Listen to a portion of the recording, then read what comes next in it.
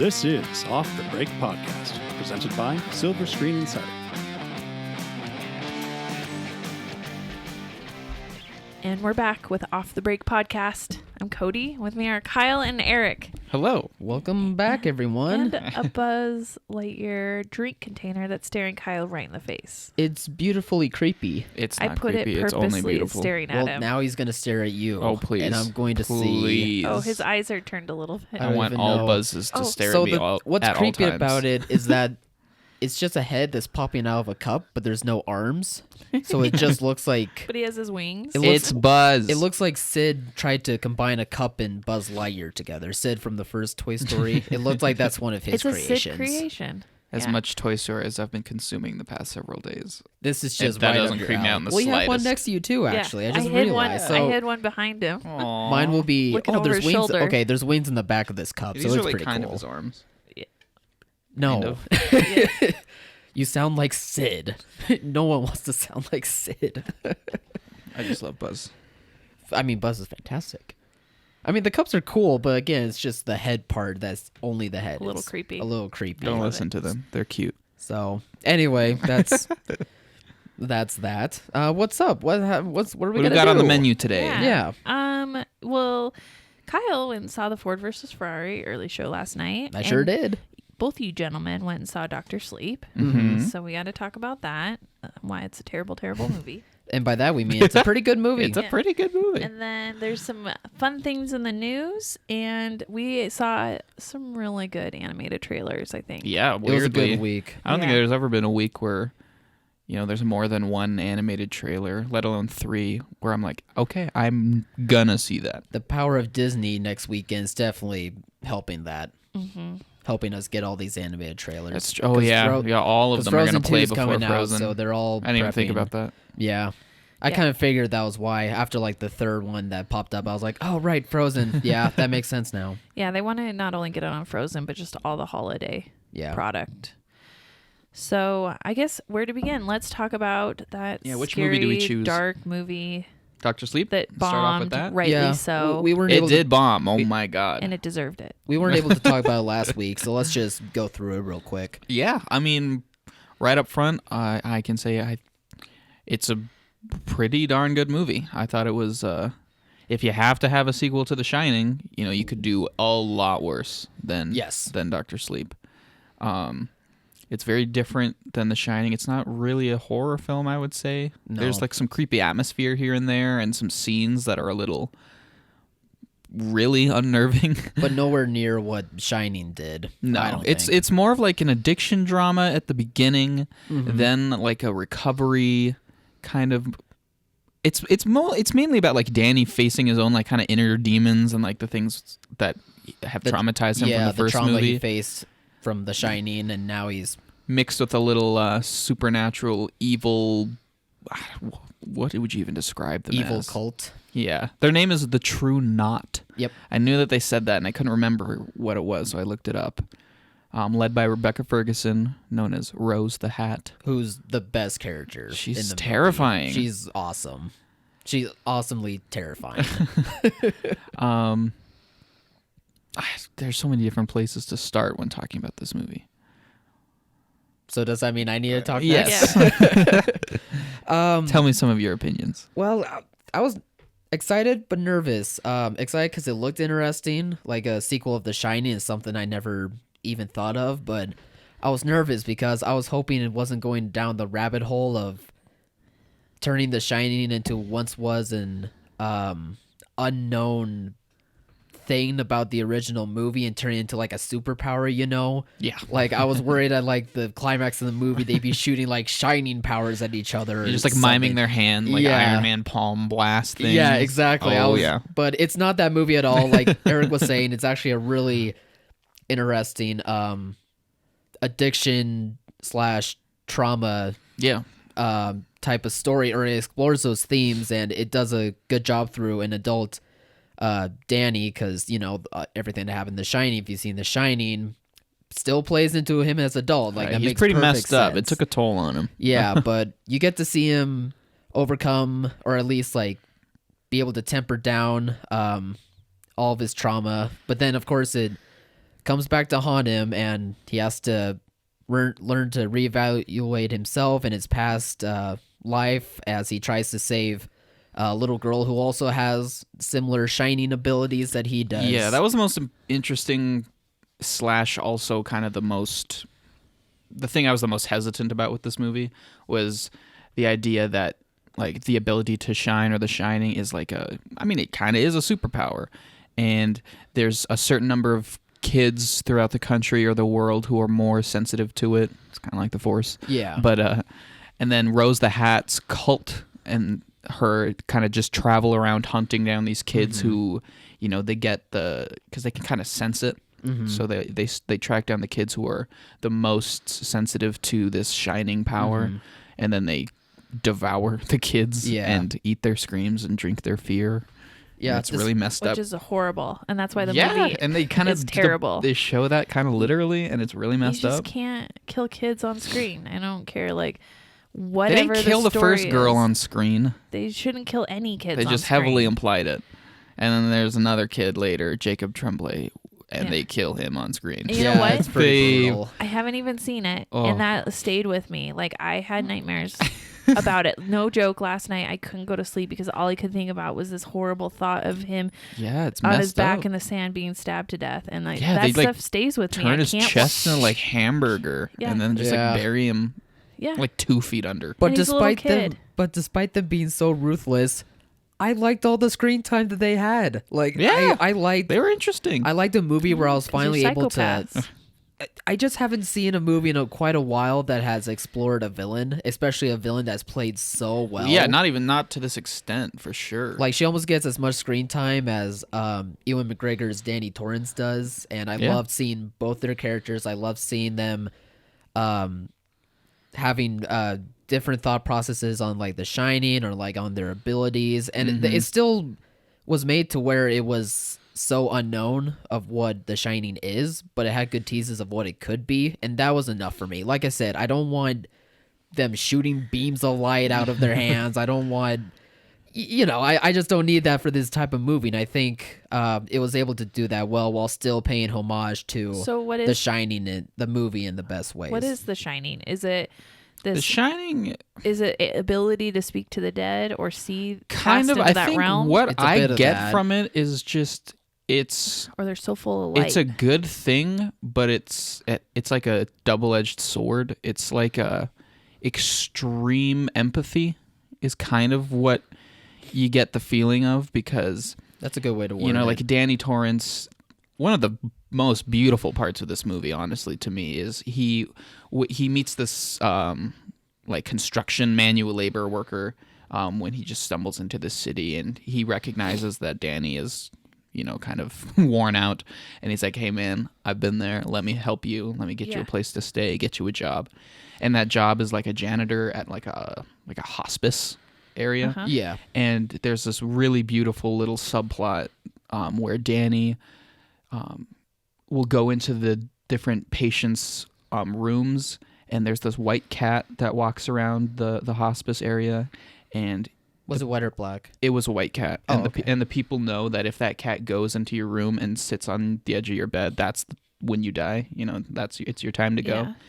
And Danny goes in, and because he has this shining, he can like kind of read their thoughts and speak to them telepathically and speak to them on just this instinctual emotional level, and he just kind of sits by their bed and holds their hand and tells them that everything's gonna be fine. We don't end.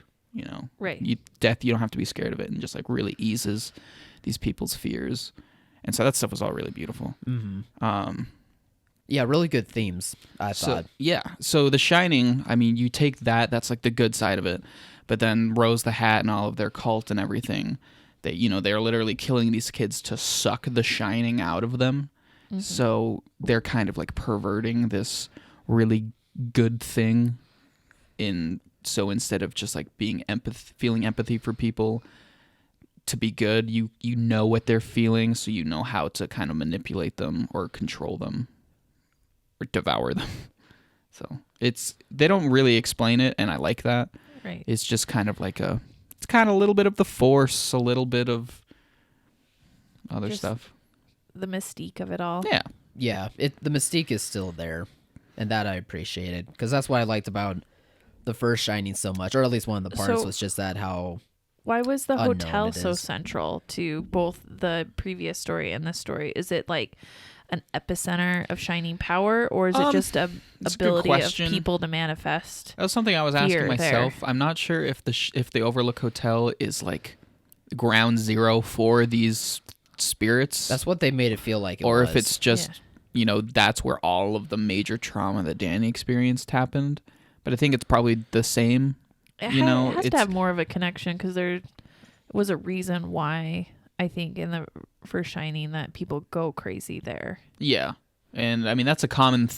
I don't want to say trope. That's like a common theme in a Yeah. lot of Stephen King's writing. Is just this abstract concentration of just evil, Yeah. or like not kind of like It in Derry. yeah, Right. Derry just as a city is the an evil house. place. Yeah, Because they're like, in the first one where Danny's like running away, Danny and his mom are running, and there's those creepy spirits, like the guy in the dog suit, like giving the business guy like oral sex, and then there's that dude with the holding the martini glass and blood's running down his head. A lot of those characters come back, and they're all obviously already there before Danny, so I think that it's kind of a combination.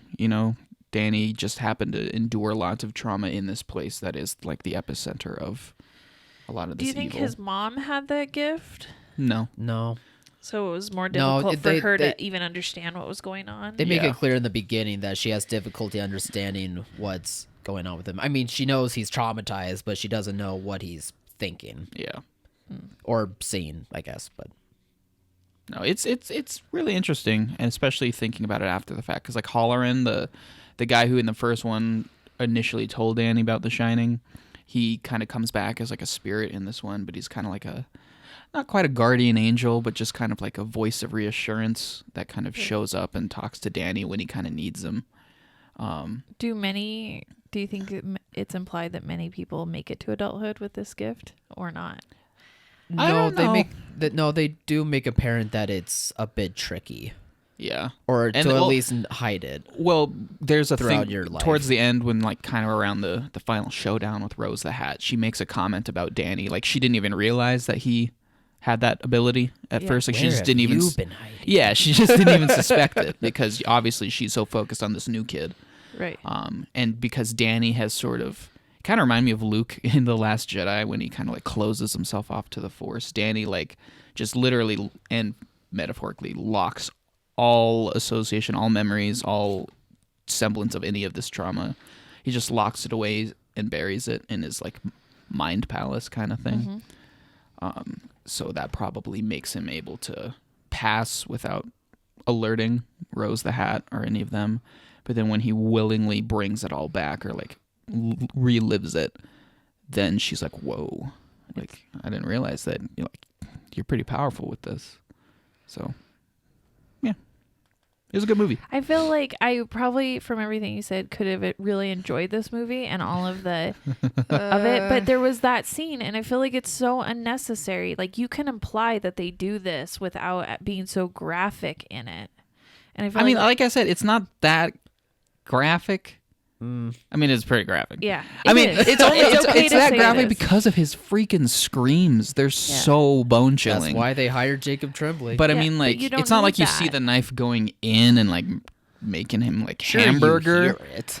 But I mean, you see it from the side, and like one person's arm is like Couldn't you- covering where the couldn't they- knife goes in, but you see like the blood splattering on his face and neck and stuff. Couldn't you have just left that scene out, and then they still found his body, and it still all implied that obviously he died a horrific death? Sure, if you I want mean, to if be you want, PG-13. but I mean, like, And what's they're wrong with they're that? Like, establishing this creepy cult who, yeah, it's horrific what's happening to this kid, but in a twisted way, it's being played from the cult's perspective, and to them, it's like, oh my God, we're gonna feast, So like they show everything because the cult is just reveling in it, and like you see the shine mist essence come out of the kid, and they all just like stand over his body, and, like huff it in.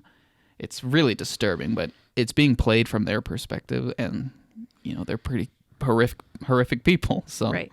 I just think that had that scene not been in it, it probably would have played just as well. Like the story would have gone on just as well. You don't need that. It kind of depends, I but I think you would do. say that to make the impact that it does need to kind of go not terribly graphic, but I thought it did. It just did. The Yeah, it right wasn't amount. gratuitous, but like, I mean, it shows you what they did to the kid. But we also have different levels on like Right. what grotesque is. So Yeah. Yeah. maybe. That's I mean, just it. objectively, it's not anything that's going to get. I mean, the movie obviously is rated R, but like this scene alone, there's no actual gore. There's no actual like, you don't see the knife cutting this kid. You just most of Right. it's kind of from wider angles, but it's just how they executed it, Yeah. the direction and the performance of Jacob. Oh my god. Yeah, that's really the most grotesque part is the performance. It's that not so kid's much the performance. gore. That's like 90% of why it's so horrific to watch. Again, that's why you hired Jacob Tremblay. He's that good. Kid I don't knows know. his stuff. I couldn't stop thinking about it last night. It was just killing me on the inside. This whole Face your fears. Just call Tremblay's agent and Confrontation ask if he's therapy. okay. No, Exposure It's therapy. horrible. Like you don't need to put that stuff in you. That's why I can't watch it. I only heard it and I had that issue because you can imagine what my mind makes it out to be. Oh yeah. But to actually witness that just goes into you, into your soul, and because that's what movies do. Like they put that's what they're emotions supposed to into do. you. And these are evil people doing an evil thing, and you got to see just how evil they are. It made me Otherwise, it's just emotional. like they're the bad guys instead of I don't. these think guys are it's like evil that. and they are gonna eat all of your kids. Well, No, I think like if you kill enough kids off screen, that you get the idea. They only did that to the kid in the very, very, very, very first scene of the movie. They only killed one other kid that we saw. I'm not arguing over the amount of kids killed. I'm arguing over like the way in which it's portrayed on screen. I'm sorry, but you just cannot kill kids in movies and have a good movie. Just can't. I've seen lots of good movies with No. dead kids. No. It's a messed up thing to say, but it's true. oh boy. If the story calls for it and you really want to like establish your evil bad guys, sometimes you got to kill a kid. I like how Star Wars did it, where it's just implied, and you see that cute little face, and then you see a dark face, and then What are we going to do? yeah, I know he's evil, You see it in the and you see it security in recordings, don't you? You see Anakin like Kinda, twirling the yeah. lightsaber, and the kids Not like, or the the little- younglings like, not "What?" the little ones. You see it. I don't know. I like that. That I can handle. It's just as evil. Preteen death is fine. Little kids, not so much. Yeah, Revenge of the Sith is it is PG-13. It's PG-13. It's Star Wars. It's like for families. Doctor Sleep's not for families. I understand. No, that's I why you get it. I all know the that this other scene is horrible just. parts. As I was watching this, in the back of my mind, I'm like, Cody will never like. This is the scene Yeah, that she I is was like like, the this is most the horrified pinnacle. about. Yeah. This is the Like everything pinnacle she talks example. about, as much as she's brought up, you can't kill kids in movies. I'm like, this is everything Cody means. Yeah. Like when Yeah. she 'Cause talks about it that stays stuff. with me internally. Yeah, I mean, Like, it stayed all with I can me. think It's- about it's- is that kid and You his just parents. sit there and it's like, oh my and he- god. And he had this light, so it's even more devastating because he was probably just so loved and just so. Oh yeah, he was a sweetheart. Everybody loved him. He had a promising baseball career. Yeah. The kid was gonna be a star, Apparently. and they just cut him open and sucked his fear down and buried him. yeah. Really half-assedly too. Just Well, like they don't- throw some dirt on him. Yeah, Yeah. it wasn't very He'll be deep. fine. He'll be fine.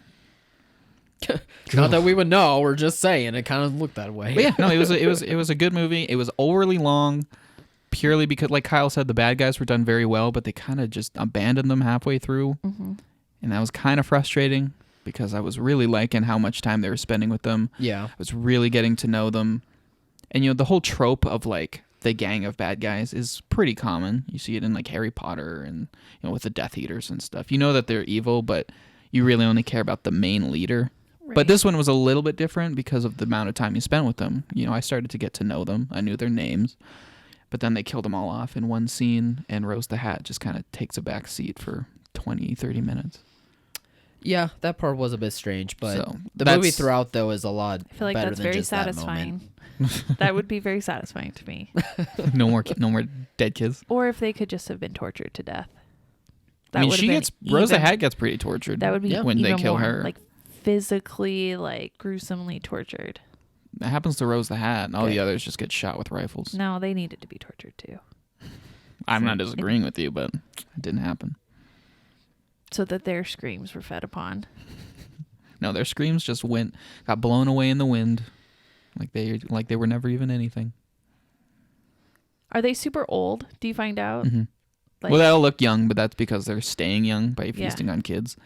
But like when they get killed, well, actually, there's a scene where like the eldest member of the cult, he's not the leader for some reason, but it's implied that him and Rose like have a thing, even though he looks way older than her. Yeah. But because the cult has been because the cult has like been starving because they haven't been able to find as many kids. They're all going hungry, and if they can't keep eating, then they die. And there's a scene where he dies, and you see, as old as he looks, he like turns ancient before he like actually dies, kind of showing their true age. So, and then when all the other cult members get killed, like they'll get shot and then rapidly turn like 1 billion years old. They look like mummies, and then they'll like dissipate.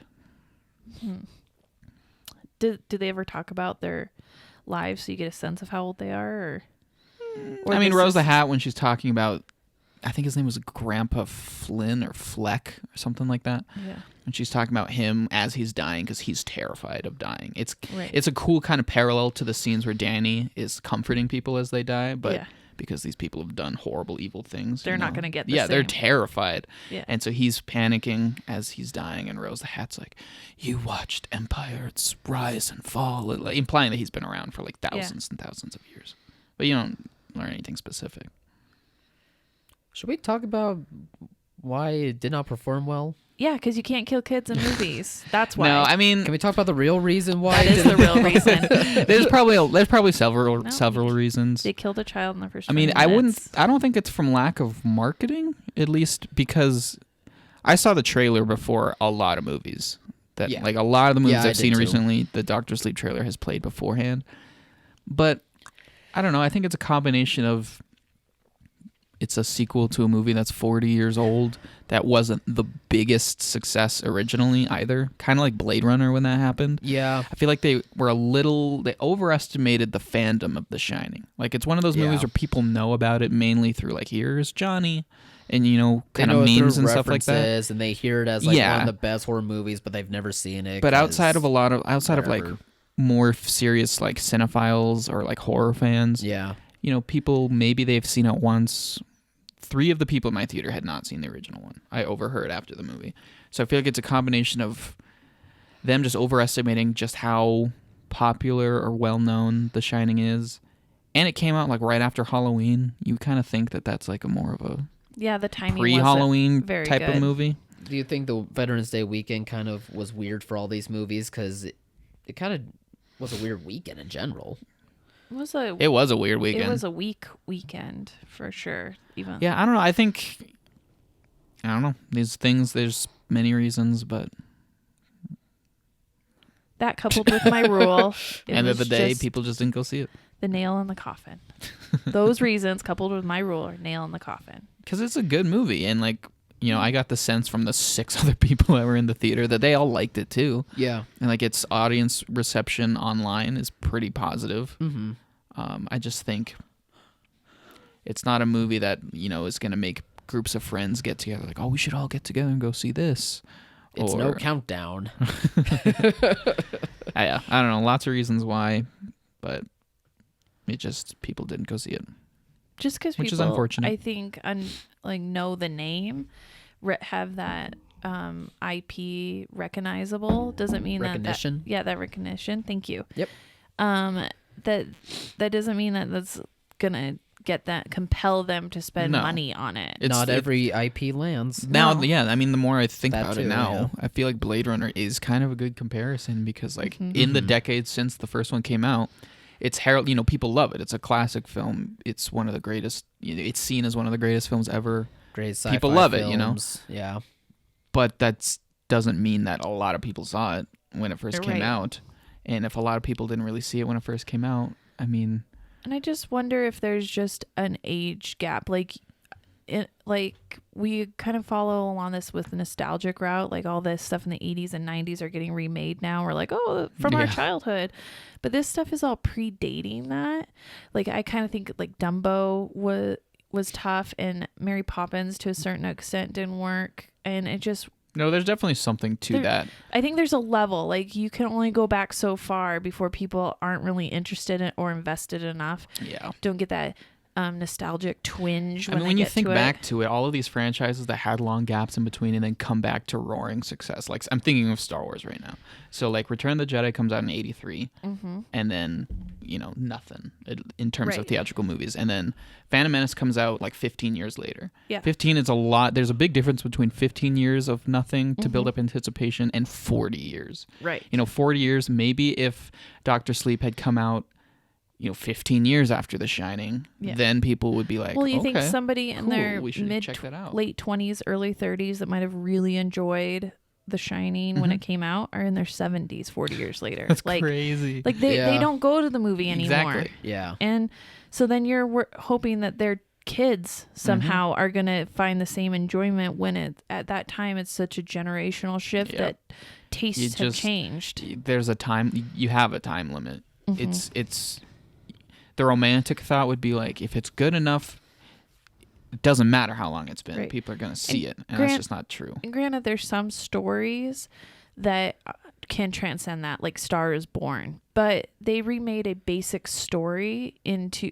using they weren't modern stuff. It wasn't a sequel. I feel like a lot of people out there also are like, well, I never saw The Shining. Yeah. I'm not going to understand this. Well, I don't even think many people read the sequel to The Shining. No, tons of people didn't even know it was a sequel. Yeah, exactly. I had no idea. Even with the trailer, because like so much of the marketing was like Red Rum and stuff like that. It's like, what? It's references, and I think in the trailer they say like the first trailer was very explicit that it was a Shining. sequel. Yeah. Yeah. But like if you don't see the trailer, people are like Doctor Sleep. That doesn't immediately make you think The Shining. It also kind of makes me sad too, because people could have walked into this being like, "Ooh, something new. Let's see what this is." But even still, like nobody, despite good marketing, still didn't call it Dr. Sleep. It's a little corny just because whenever you say the title of the movie in the movie, it's a little corny.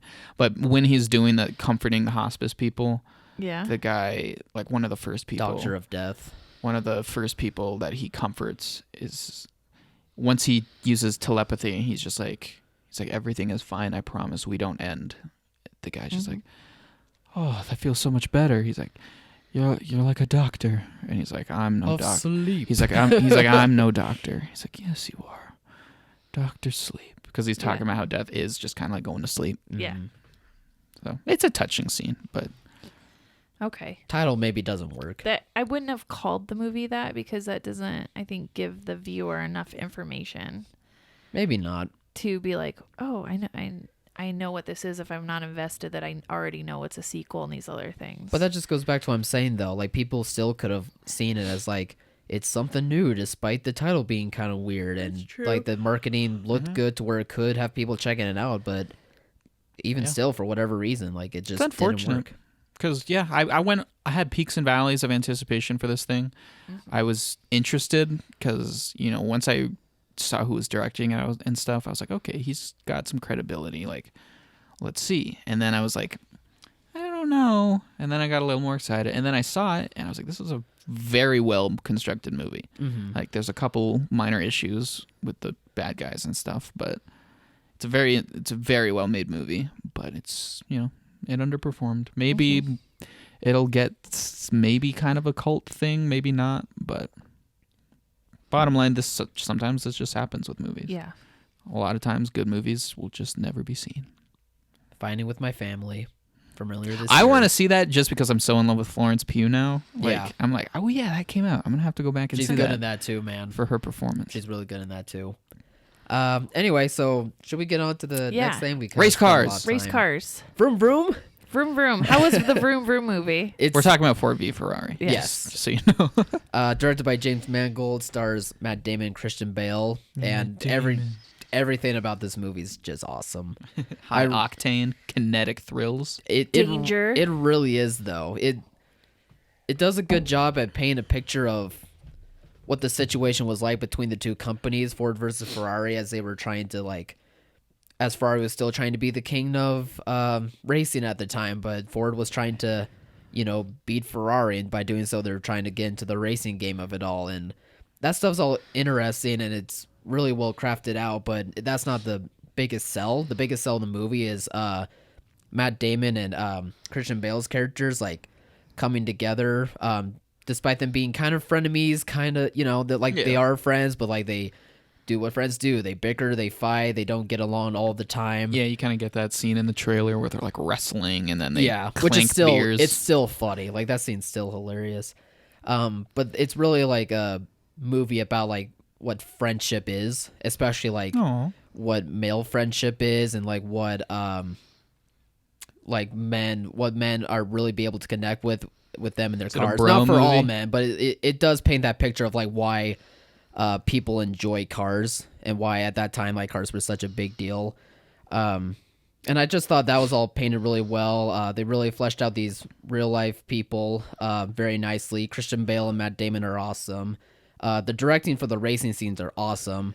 Like each racing they're like a handful of like big major race set pieces. Yeah, and at first it feels like there are like montages, or sometimes you get hints of like hearing what happens in some races, but it's really each one that they show keeps building and building, and it like gets you excited. You like feel what everyone else is feeling throughout the race, and they're all just shot so well. Like you feel like impact of cars hitting each other, or cars like, you know, flying or swerving, and it's really just a blast, but it's also very heartfelt, and it feels like a true story that's not totally paint by numbers, but it does really sell what a true story is supposed to be doing. Well, I mean, I'm guilty of this sometimes too. A lot of these based on a true story sports thing, you know, they get kind of not a bad rep, but you know, there's certain tropes that go along with them. There's like the tropes, like the there's the montages beats. of them trying and failing different things. Yeah. And you know, maybe it's set to like a classic rock song or whatever. Sure. But again, it's all in the execution. And I mean, I was talking to Kyle about this earlier, but the movie Rush, directed by Ron Howard, is a racing movie based on a true story about kind of like a friendly rivalry kind of thing. And that movie was great, you know, just because you could say that technically it checks off these trope boxes. That's not in and of itself a bad thing. It kind of failed though to ever become a awards contender, and it didn't perform very well in the box Rush? office. Yeah, Rush. Yeah. No, Rush kind of went under. I didn't see it in theaters either. That was also just a crowded year though. That was a really good year. I think It it was was. 2013. I I think so. So you had 12 Years a Slave, you had Gravity, you had Her, you had Captain Phillips, you have all of these big awards 2013, movies that that was a really good year. things are going to get pushed out. Yeah. I know this one's getting compared to that one quite a bit. Yeah. Because of the star quality and all of that. But Yeah, as an awards contender, what do you think, you know, ideally, if it does get nominated for things, what categories most likely Ooh, could you see happening? I could see it being in the conversation for Best Picture. I think it's getting a lot of reviews, and I think it's going to be a feel-good movie that will make people be like, oh yeah, I remember like really enjoying that and feeling good, so I'll put that in as my vote or something. I've been hearing that Christian Bale and Matt Damon are both being considered for lead actor. Ooh. I think Who's that better? might If you had a gun to your head. Bale. I think Bale's I just would so good. assume Yeah, Christian I mean, Bale. you would assume and you would be correct, but Matt Damon is really good I mean, in this yeah, movie. it's Christian Bale. I think that's gonna make it a bit tough for both of them or one of them to get nominated. Do you think it'll split votes? Yeah, it might. I think it will lean towards Christian Bale's way. Yeah. If I had to guess, but I do think that because they're both being considered for lead actor, it's just gonna make the voters be like, I don't know, I'm just not gonna choose. Yeah. Unlike what The Favorite did last year, with Emma Stone and Rachel Weisz, I think it's gonna be where they just have a hard time deciding, and maybe none of them get any votes for this. I think it would be nice if one or both of them were able to, but I don't know. I think this year might be a bit tough for one or both of them to get in. Yeah. Maybe best directing, but I think that's kind of a long shot. I just haven't seen the rest of the movies come for this year. Probably editing and writing could be a Sound stuff. yeah. I think that could could see be that. a very good chance. No, I'm excited to see it. I'm going to try and check it out this weekend. Yeah, I would really recommend it. Like, you don't have to be a car enthusiast to go see this. I guess that was going to be... I know I was Sorry. saying a lot about it like paint a picture of like what male friendship is like, but I think anyone could be able to see this movie and be able to understand it. It's not just like a paint as a male friendship. So type somebody thing. who knows nothing, somebody who thought this was a NASCAR movie is Somebody in this room. I'm not gonna say any names. It was me. Am I gonna get kind of like is it gonna make sense to me? Yes. Like, will it introduce everything I need to know? Yeah, Like the culture of whatever race they're doing. Yeah, you understand the culture. You understand like The what the stakes of rules, the how the race race are, what the works. rules are. Awesome. You pretty much learn like how the racing scene in those early days really goes, and it's very interesting. I'm not a car enthusiast myself, but even I was able to get into it. Like I said, like I had my blood pumping as like the racing scenes kept building and building. So I think that's gonna happen for just about anyone because Awesome. the story was just that good. Well, I will check Executed it out. very well. Yeah. Nice. I'm hoping that this one does well, but it's going to be another interesting weekend for sure. Yeah. Oh, I think it'll do very well, and I think Charlie's Angels is in trouble. Yeah, I think that movie's in trouble too. Charlie's Angels is getting some good feedback, but I still think it. I don't think it's a bad film, and I think a lot of the conversation around it is making it sound like it's going to be this bomb, and I don't know if it's because expectations over that name, you know, I feel like nobody has expectations.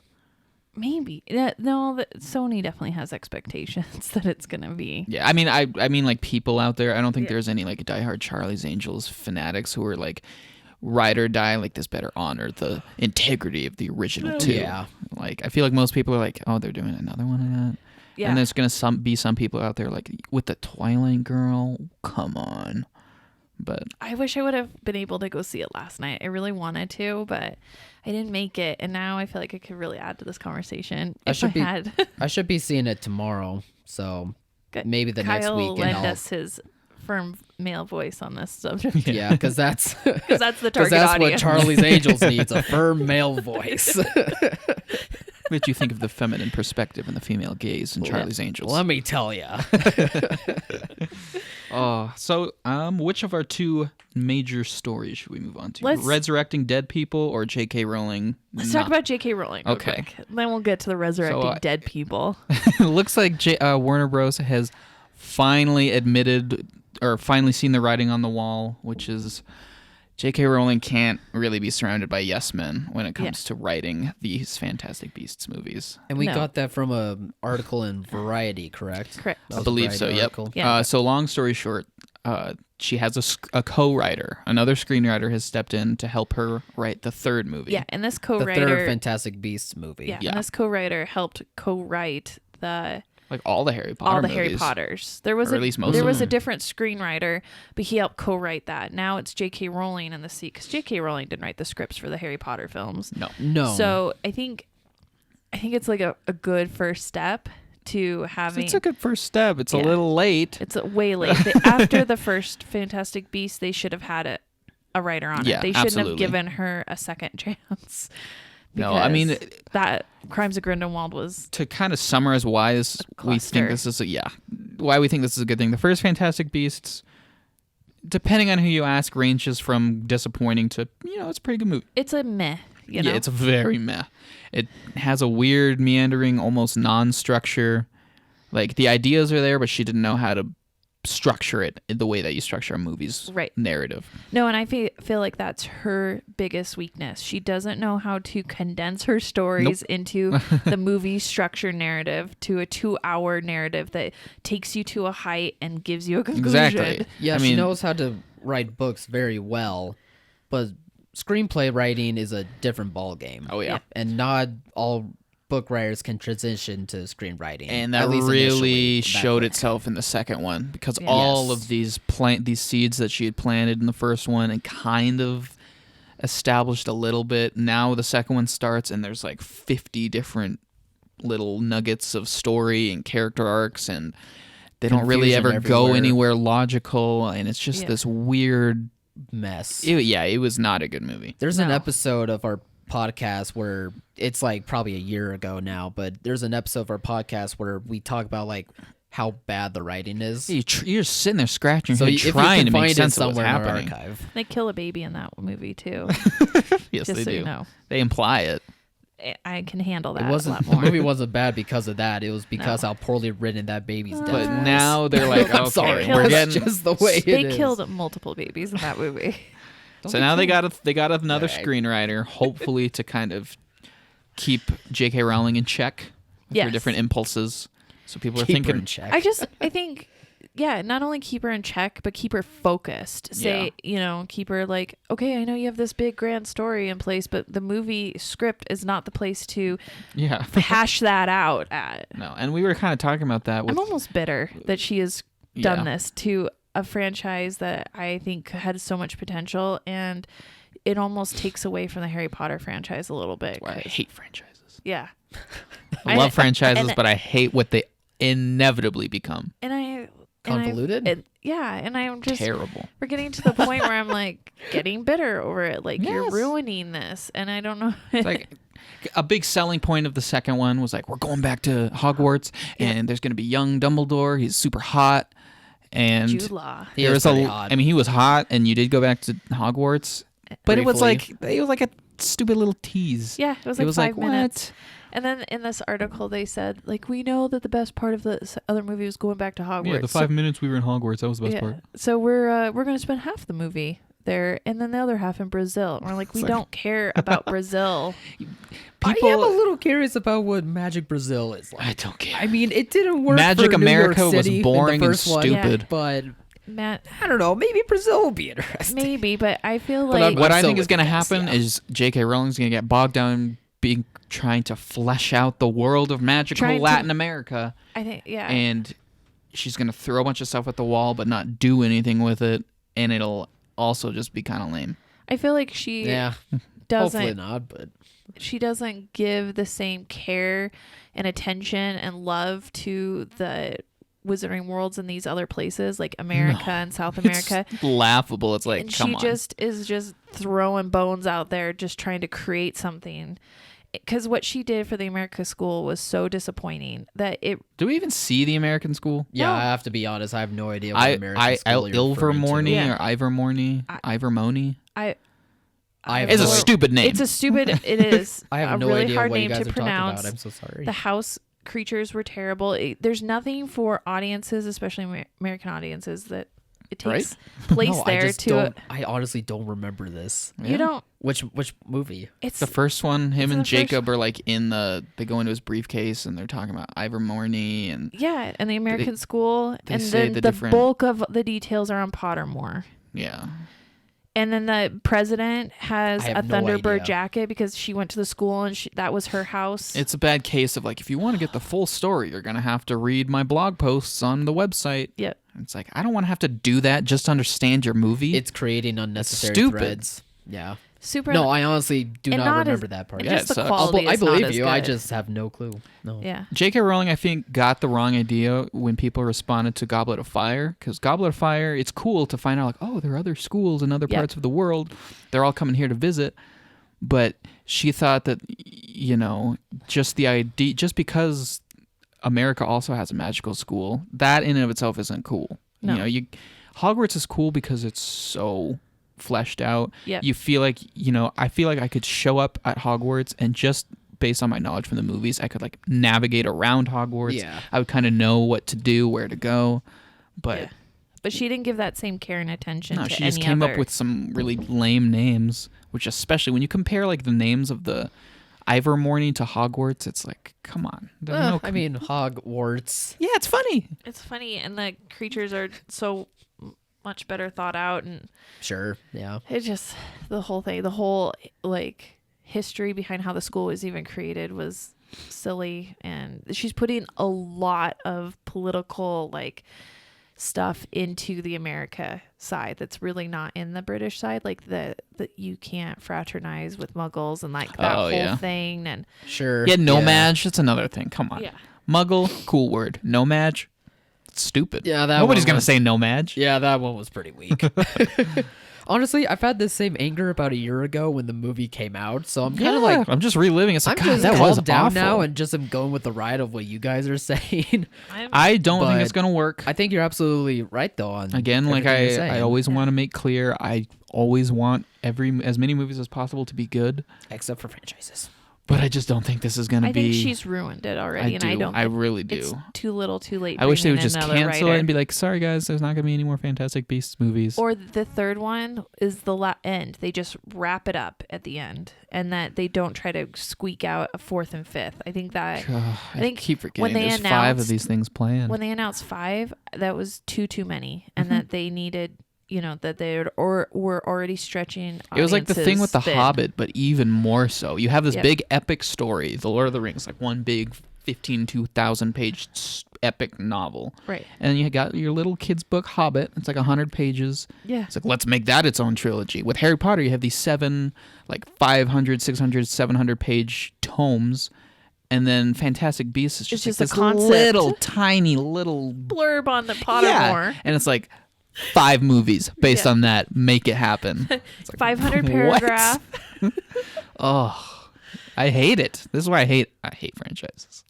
So I hate part it. of me was a little excited. I was like, finally, they brought in a real screenwriter to be like, this is how you actually structure a movie. Yeah. But it's The first 2 are still just there. not interested. They're still there. Yeah. The things still happened. Yep. And they Yeah. have to make this work. Like Mm-hmm. Warner's has to make this work, or they're never getting 4 and 5. And I just don't see a huge turn of the tide. No. I mean, We'll right unless this they shit. pull something out and somehow I'm just trying to this is think. great, I'm trying to but- think ahead in the future after the movie comes out. If people are like, you know what? I know I sound crazy, but I think that Brazilian magic school might even be cooler than Hogwarts. It's like, No. who is ever gonna? I'm think interested, but I'm not saying that for the record. I don't know. It's Are they even going to a Brazilian magic school? I don't know. Why are they in Brazil? I bet. Yeah. I don't know why they're I in bet. Brazil. What's his name? Flint.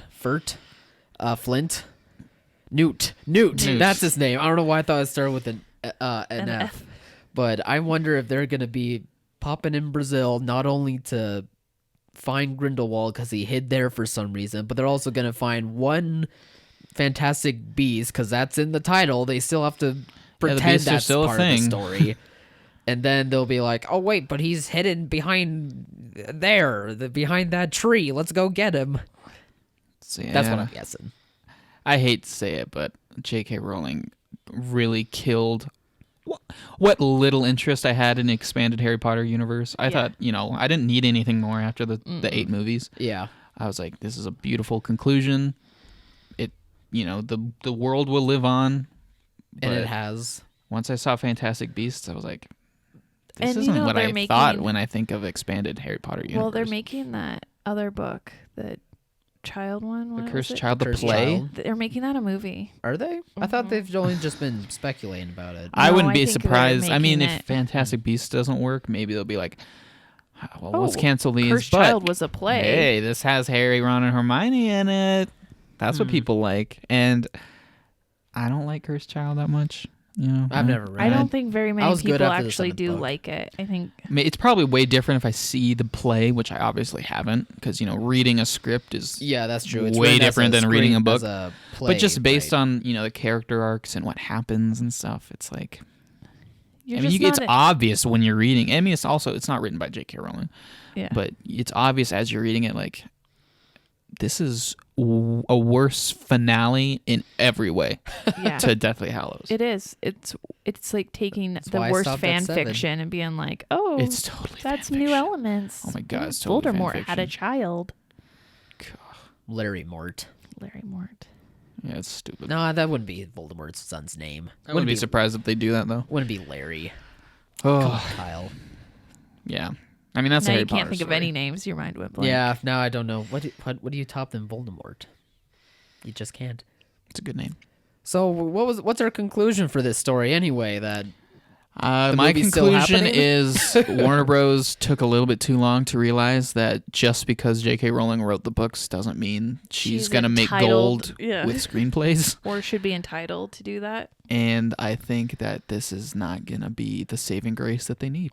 No, she could have wrote first drafts and then had a professional Absolutely. go and clean it up, Sure, and that would have yeah. been way better. But when you're surrounded by yes men, I mean, the obvious comparisons that we even made here in the office, like George Lucas with the prequels. yeah, It's like you're just surrounded by yes men, and they're like, "No, don't question what he said. He made this Right. universe." It's like, yes, whatever you say. Mm-hmm. And then when the ideas are really stupid, the people are just like, oh, that's interesting, JK. That's cool. Oh, and then what's going to happen with that character we really don't care about? Yeah. What's And his then- name? Hat guy. Yeah. Well, Blue but jacket? JK, we're a little confused. Who is this and how? Don't worry, there's a 20-minute scene where we literally draw out the entire family tree and try and connect the dots and Oh explain my to the God. audience That exactly is an what's going actual on. scene in Crimes of Grindelwald, and Yeah. I never so badly wanted to just rip my brain out and throw it against the screen, yelling "boo" because it's a mess.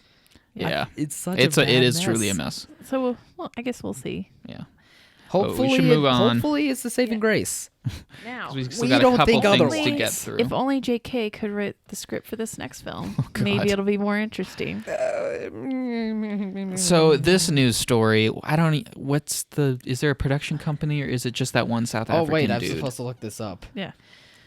So Anyways, there's plans to resurrect James Dean, who died in the 60s, I believe.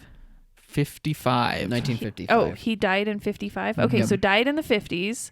At the age of 24. At the age of 24, they're going to resurrect him because he is the only actor on this earth, past and present, obviously, that can play the nuanced character of a soldier in a Vietnam era movie. Yeah, what's the movie called? It's called like something Finding Jack. Jack. Finding Jack. Yeah. This is a bizarre story, but it's true. Yeah, basically, there's a producer out there. I don't know if he has backing from a studio or not, but they I are. don't think he does not have backing from a major They're saying that they're studio. gonna, this technology that we've been seeing the last several years of digitally de-aging people, reconstructing people. Basically, they're gonna bring James Dean back and using the archived like audio of his previous movies and interviews. Apparently, they're just gonna construct a whole new performance for this movie that's supposed to come out in the next couple They years. apparently have the permission of his family, but to be honest, his likeness, I'm sure, is for the most part in the public domain, and that they can do whatever they want. This is just crazy. I mean, it's such a futuristic, almost dystopian idea. Mm-hmm. Taking the deep That fake has- to that the has next level. Yeah, I mean, these have kind of been jokes for a couple years now. Like, oh, pretty soon we're not even going to need actors, blah, blah, blah. And then something like this happens, and it's like, whoa, it's Right. actually kind of happening. It brings up a number of issues. One is you still need a physical live actor to model the base layer. Mm-hmm. And how does that actor get? Because it's really that actor's performance that they're doing. And do they get credited? Is this a way for them to not pay and not credit regular actors and then use Ooh, I love these conspiracy theories. marketing likenesses and who gets the licensing fees and stuff for likenesses? Yeah, it's like, oh, James Dean got a $50 million paycheck for this. Oh, wait, he's dead? Oh. We'll just hold on to that for him. Then it's like who if the actor happens to put in a great performance, who gets credited with that? And do you award any credit, or do you recognize just a so performance bizarre. like that? Because this movie is centered in the Vietnam War, which took place after he even died, and so you're taking this likeness of this person that is trying to play a part in a war that he died before it even happened. I mean, it makes it's just really all no kinds sense. of weird, uncanny valley. And I think a lot of modern actors perhaps have seen this coming in other forms with the marketization and monetization of your likeness. Oh, yeah. I mean, Because- video games are all Yeah. casted by real people now, Yep. you know? And so I think that there's been some push with some recently deceased actors to try to hold off on that. You will really only get copyright to your creative works for so long. I think it's like 32 years or something if you write your works, and then they go into the public domain after a certain point. And so like there have been some recently deceased actors that have put moratoriums on the use of their likeness for something like 35 years after their death. And the most notable is Robin Williams. That's why you don't see Robin Williams resurrected in films, or, I wouldn't want to. or his face plastered endorsing products, because there is that moratorium. You cannot use him. It was part of his, estate. Mm-hmm. So, but James Dean in the 50s had nothing like that. There was never the technology to bring it back No then. one even dreamt of that being a No, possibility. so what do you do with those people? Even people that died in the 70s and the 80s would never have included this in Well, their that's what estate. that's the thing. James Dean's just the beginning because Yep. these same people are saying, and in the future, like we're going to be able to bring back. I forget the list of people they had on there, but you know, all of these like multiple other famous people. Like, you yourself can probably name off. just the top think of of your famous head, movie stars around the same Right. time as James Dean, or you know, even 50s, 60s. still in 60s and 70s, and It's just I don't know. It's Bring back Marilyn Monroe and bring back that's one of them. Judy Yeah, Garland yeah. and Marilyn Monroe, Betty, or bring back something. actors from their youth when they've had a full career and they're in their, you know, what's to stop them from being like, well, we want an Indiana Jones, but we want him young again. So let's Yeah. just de-age Harrison Ford again. I mean, we've already been starting with the de-aging stuff. Yeah. It's just crazy. I don't know. I feel like I want to believe that most people don't want this. I don't think they do. There's been a large outcry. I haven't heard a single well, person being like, well, I mean- maybe they make a good point. Yeah, I feel like James the- Dean's the guy. You know, like I feel like the only logical opinion to have on this can either be like, it's you. yeah, you, or like, that's really messed up. It's just exploitation. It's exploiting James Dean's name, and not even like his likeness. Just at this point, his name for publicity for your film that no one was ever going to see. That was just a garbage movie to begin with. Because if it was going to be anything good, you could have hired a living actor today and gotten your movie made with a major studio. But to it was play James Dean. Yeah. Well, if it was like a biopic, you or could have got something. somebody that looked exactly like him. Like that's not hard to find. There's billions of people on this planet. Yeah, I mean, makeup and hairstylists these days, they can easily make people look like they're in the 50s. That's not. Yeah, it's There's tutorials of Yeah. it on cosplay tutorials all the time on the Yeah. internet. It's not hard to do. It's just a weird, dark timeline. yeah. So it doesn't look like there's any like distributor or any real studio backing this thing up. It only looks like some Canadian company called Image Engine is teaming up with the South African VVX company called MOI Worldwide, and they have the idea to make this movie. I just And can't imagine where recreate they're going to get the money James for Dean. it. I don't think we have to worry about it with this movie. I don't think this Right. movie's gonna see the light of day, but I do think this raises a good point that this is a very realistic future and one that people should probably express that I mean, are we so it's not the most Right. ethical thing to do. are we so lacking in creativity that we can't even use real people anymore? Well, I'm that just we can't- imagining. that we can't make somebody new a star. That we have to go back Stupid. to. Well, I'm old just names. imagining, you know, like in 5 years, you'd be like, "Oh, have you seen the trailer for Escape from whatever?" Yeah, it's coming out next year. It stars Marlon Brando and Humphrey Bogart. It's like, what? And you're It's like, just so weird. how does that work? It came out this year. Ugh. It's just, I don't know. It's weird. But you're right, Cody, in saying like you can't find like someone at least close to that or whatever, because there's a quote here from the guy that's like, I guess, producing and wanting to direct this thing, who's saying we searched high and low God. for the perfect character to portray the role of Rogan, who's James Dean's character in this, I guess, which has some extreme complex character arcs, and after months of research, we decided on James Dean. Yeah, He's the only one who could He's bring the this only role to one, life. really. The in only the last 60 years that has had the acting talent. yeah. Not after to being in- discredit James Dean at all, but I'm discrediting him now. He was in like 3 movies that anybody could actually name. So he's in a all great fair- actor. In all fairness, he wasn't But- in that many before his untimely death. He didn't do enough acting to know if he was great or not. He happened to be great in 3 instances.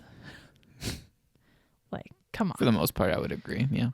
I mean, I don't he know was what to say to 24 this. years old. He was a young guy. Still he had had was some pretty. great performances in some well-written movies, Yeah. Yeah. and he got was mythologized for dying young. over decades. And he got it, and he had some pictures that worked really well with merchandising. He was a good-looking dude. He is a good-looking dude, or was, I guess. Yeah. But I don't know. anyway, I just think it's the stupid. point I don't is, buy like, that at all. there's so many people Searched that high find and low. upcoming stars, and there's so That's many people willing right. to like take a role even like this for a movie that's probably never going to get made. Yeah. You can't find anyone no. except James Dean. It's just an excuse for them Just to be makes able me think to of do it. Tommy Wiseau because he's obsessed with James Dean, and in his eyes, everything is compared to James Dean. So like, I don't know. It's a stupid story. I don't think it's gonna happen. No, it but just it does freaked everybody out. It does set the blueprints for what could something like that possibly happening in the future. Yeah, it's just. Yeah, just keep your eye out because more stories like these could be popping up by some bigger studios than this. I see that being very possible. No offense, I don't even like going and seeing Casablanca now, or any of those. I just don't care. So to me, having like a Humphrey Bogart Resurrected does nothing. I think for the mass majority, people already aren't really drawn to movies based on name recognition. Who's in them anymore? Well, sorry? You're right. They're not drawn to movies based on who's in them anymore. Yeah, so I mean, especially going backwards in time to saying like we got a big name, James Dean. I don't think that's gonna do anything. Yeah. To begin Weird. with. So.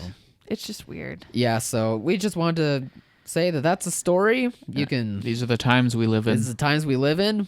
Good luck. Yeah. Well, on a lighter note, let's fly through these cute animated trailers. Yes. There were so many good ones. We've got 3 of them for you. We've got the new Scoob trailer, the origin story of Scooby-Doo and Shaggy. There's the new and improved Sonic design. And it was improved. The trailer for that. Although when I watched it, I was like, I don't see a difference. Yeah, Cody came in. She's like, guys, did you even see any difference between the I just Sonics? shook my head. It looked the exact same. And I'm like, you didn't even watch either I of did the watch trailers. it. I mean, there were new scenes in it that I thought overall it was a better composed trailer. Yeah. But I didn't notice. Yeah, and then I showed her the side-by-side picture. I'm like, are you kidding me? Oh, then I noticed. Then it was like, oh, this is very apparent. But I had to see a side-by-side. Apparently it didn't traumatize you as much as it did Eric and I. No. God, it was awful.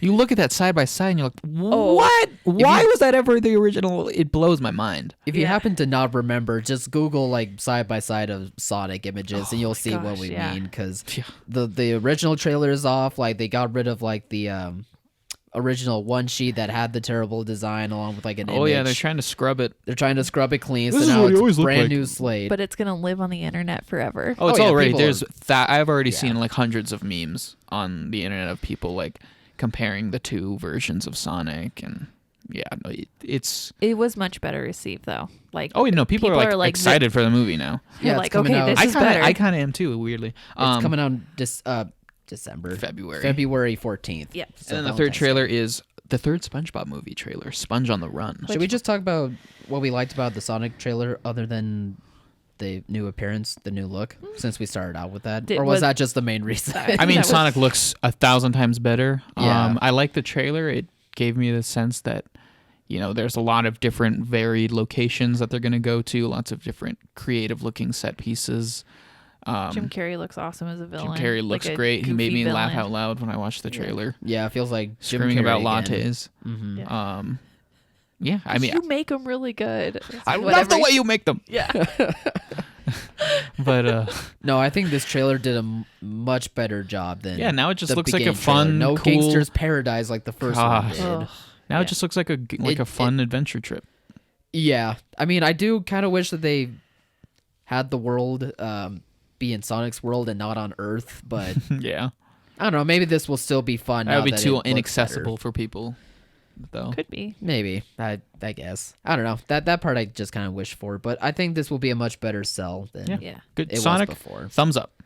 One thumbs up. The Scooby-Doo- Scoob trailer. Yeah. I mean, this might be blasphemous for me to say, but I've never loved Scooby-Doo. Oh my god. Like, it's never been one of my favorites. I've watched it a lot, but just kind of casually, Scooby Doo Me was too. my I'm life. the same way. Scooby Doo was my life. That's so many people are obsessed That's with Scooby-Doo. weird 'cause I They're like- wasn't. Scooby's incredible. Like, my girlfriend has like a Scooby-Doo blanket that she like has had her whole life, and I'm like, people are crazy about she sounds Scooby-Doo. the coolest because Scooby Doo is awesome. Scooby-Doo's a cool, it's a cool idea, but I just didn't watch it that much. Man, But I thought this Crazy. trailer was fine. It looks like a cute little origin story. it looks fine. It's a cute little origin story. I didn't like I'll only say one negative thing. I didn't like Scooby's voice when he was a puppy. It was That all kind of threw me off. I was like, it's so deep. isn't it I still was the like, I same know what a voice? pup named Still- Scooby-Doo sounds like based on It's the still show. Frank Reckler's voice. But in this trailer, I was voices like, him a whoa. It's just so. It's just. I too got Kevin deep for a Costner puppy. flashbacks. Yeah, it I was was- like that. I was fine with it. It's actually the other voice actors for like all the other characters. I'm like, I don't know quite yet, but I'll see later when the movie comes out if I like them more. I like the animation though. It was- Animation does look really good. They were a little weirdly proportioned, but I know that you have to modernize the hand drawn characters, so I get it. Yeah, Wasn't too It's bad. much more modern, but it looks a lot better than like the modern look of the Addams Family, maybe. you Yeah, know. I agree with that. It looks like they put more money behind it. Yeah. For sure. I mean, it's Warner Bros. So yeah, they definitely did that. But I I'd think give it a thumbs up. yeah, it looks like it's gonna be really fun Scooby and Shaggy adventure. When does that come out? Let me look here for you. Because that's been on the Warner's May publicity 15th site for of next years. Yeah, it's May gonna be a 15th while. of next year. Cool. So it should be a really That good year's sell. Detective Pikachu. That's like the same time Pikachu Oh, it was the came same out. time. Yeah, I get you. And then the third trailer, SpongeBob. Sponge on the out of Run. water. Or No, That's the what second was one. it? That was the second Oh, one. sorry. I watched that one last night with my son. Sponge on the Run. Okay. Yeah. The first one is still Sponge on the Run. the first SpongeBob movie is It's great. a perfect movie. It is a perfect. It's a movie. perfect movie. It has The David second one, Hasselhoff. I was like thinking that I was gonna hate it. Like this isn't true second one- SpongeBob. Meh. And then I saw it on Right. on an airplane ride, and I was like, that was pretty funny. The only thing I didn't like about Sponge Out of Water was that weird music every time they time traveled that was supposed to be like, what was that summer anthem a couple summers ago? The girls one with the, why can't I remember anybody? Like Pharrell Williams and Oh, Blurred Line. Blurred Lines. Blurred Lines. Yeah, Oh. it sounded The like rape song. That wasn't a a girl's blur- anthem. No, but it sounded like that same Blurred Lines music, but they obviously had different words and stuff. Oh, I don't And I remember was that. like, this is weird. Oh. That could be kind of fun. I have SpongeBob is weird. Yeah, it is. I don't know. First movie, perfect movie. Second Yeah. one was not nearly as bad as I thought it would be. I not as good as the still first. enjoyed it. This one, I'm excited for this one. I Pirate was laughed at the good. trailer. I love the fact that Keanu Reeves is in it as Yeah, the as Sage. Sage. They got David Hasselhoff for the first one. Now they got Keanu Reeves. They know what works. yeah. I mean, it's a simple story. Gary yeah. goes missing, and They SpongeBob did has an to go find him. episode about it many years Not ago. the most original, but whatever. You got to retread some water. It's okay. SpongeBob can be simple because it's so SpongeBob can be very crazy and simple there's because so all of the much- funny stuff comes from just yeah. the weird, just how weird everything is. It's the characters that are the big sell. Like the story can be so simple, but just the characters are just so. I liked the animation. magical. I found that I was like Yeah, really the animation drawn was to cool. it. I was and surprised too. Like a actually. split second, you see Sandy, and she's like you can see all of her fur and Yeah. stuff. Yeah. Like, whoa, It's like a weird combination of like it looks like clay or Play-Doh, kinda, yeah. but Yeah. not. Well, I don't SpongeBob know, has it's got- played in like claymation before. They've done a Yeah. few episodes too, but Oh, yeah. this is definitely a lot more But- modern and sleeker. Yeah, this Right. is this is the first full CG SpongeBob has been because I mean, like I said, I thought Sponge that Out the of second Water one was was all hand- CG based on Yeah. the trailer, It's hand drawn. but yeah, And it's then hand-drawn live for the action. majority. So no, I actually really like the animation. I'm Yeah, I'm strangely excited. drawn to it. I feel like It seems to be positively received because I All mean, three of SpongeBob these now trailers has like are- a legendary status yeah. because we're now getting to the point where it's a generation old, so. Yeah. But I get to enjoy It's it with my crazy. kids. But and it's they still like just as popular as it ever has been. It's Yeah. truly timeless. Which is And crazy to think of. Although I can only handle so many episodes. Oh, After I a could while, I'm watch- like, that's too much. I That could might watch be an the age first. thing. I could watch the first Yeah, 4 seasons for on a sure. loop for the rest of my life. They're genius. I mean, older seasons are best, yeah. genius. Of course they are. I love it. No, I mean all I these. wouldn't call it Yeah, genius. I but would 100% call it genius. There's some pretty smart episodes. They're very, very smart. But all three of these trailers, I think they're going to be attached to Frozen, which is why Yeah. they're releasing them now. Yeah. The kids are going to love all three of them. They're popular IPs that are recognizable. Well, maybe Sonic being maybe the least popular. I'm not quite sure. I would but say Sonic's not recognizable because he just not as haven't much had as a game. Scooby or a SpongeBob, Yeah. maybe. But I'm out of touch, We so are I out don't of know. Cool. But I think regardless, kids are going to be like, ooh, something cool. Colorful looking. animated Well, stuff. my kids Yeah. are already excited about because we showed them the SpongeBob trailer last night, and then we watched Sponge Out of Water. So I'm setting the foundation for that movie. There you go. Maybe I'll watch the first SpongeBob movie this weekend. Why would you not? It's a very good I question. watch it Very every good point. day. Because he's been distracted with Disney Plus, traitor. Oh, That's well, how just with they Toy get Story ya. stuff. I watched the other 2 Toy Story Toons shorts. Hilarious. They're great. They're touching. I watched the Toy Story of Terror special, which wasn't on Disney Plus. I had to rent that on YouTube, but whatever. And then I watched Toy Story 4 again, Disney Plus, boo. which isn't on Disney Plus either. So Disney. And then I left a review. I was like, needs more Toy Story. Needs more. Is that what you said? Yeah, they're like, how are you enjoying Disney Plus? And I was like, 4 out of 5. And they're like, do you want to write a review? I was like, yes, I do. And I was like, a pretty darn good service, but you're missing Toy Story of Terror and Toy Story 4. Come on, guys.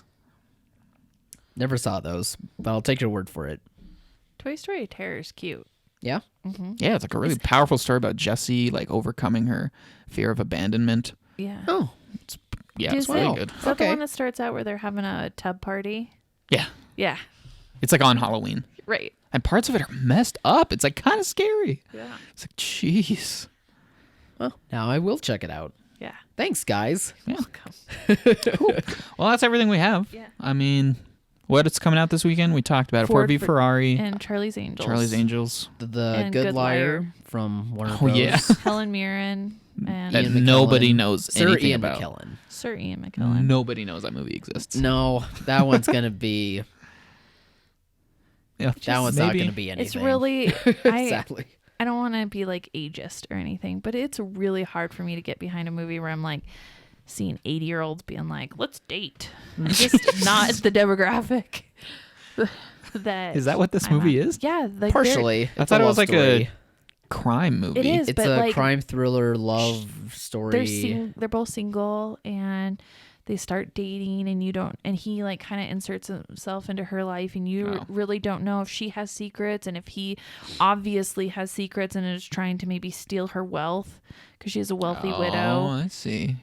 Ugh. Forbidden love amongst criminals. I love old people. But in you don't movies. know if maybe They're like my favorite thing to look I at. love old people in movies. They look so good on screen. Sure. I mean, tell me I'm wrong. I mean, I love it. I would argue that just the dating it part. looks interesting because it has Helen Mirren. I mean, if and it's a Ian romantic McKellen. thing, but I can get Wrinkly behind it. I'm bodies like, on each other. I want to find love ugh. too. And they're both Yeah. for Yeah. as old as they are. Ian McKellen and Helen Mirren. And are Helen hot. Mirren has a grandchild that's like, I don't trust him, Grandma. I don't trust him. He's not the one for you. Yeah. I mean, he's right. He shouldn't trust No. him. He has like a secret That's a good grandson. secret door in the back, and then he shows her the secret door, so you think that Oh, she jeez. trusts him, but just all a ploy. What if she's a spy? That's what I think is the twist at the end. She's a spy and she tricks him. Yeah. That's a good And he's spy. like, I never saw it coming. Is that I your thought- Ian McKellen? I Yeah. thought we had something special. She's like, darling, No. something, darling, Yeah. and then he just leaves. Something darling just walks out. He's like, Like leave them What? handcuffed to the bed or something. that's it, huh? All right. Take us away, Kyle. All right. Well, everyone, thank you for listening to another episode of the Off the Break podcast. Always can check us out on all podcast formats, platforms. I don't know what I said. Streaming services. All streaming services, including Disney Plus. Except for Spotify. We're still working on trying We to be are. up on Spotify. Sorry, I keep getting distracted from that. But it will happen one of these days. It will happen We'll one make of a big these days. splash. Maybe we'll clink champagne when it does. Like I'm Cody down. I'm down. completed a project. Cody completed a project. That always calls for champagne. Yeah. But anyway, yes, thank you again. We're on all those platforms. And we're also up on our website, silverscreeninsider.com. If you are a theater owner or manager that is in need of some help to get your small theater doing a bit better than it needs to, that's what we're here for. So please check us out. Have a good weekend. Have a good weekend. Bye.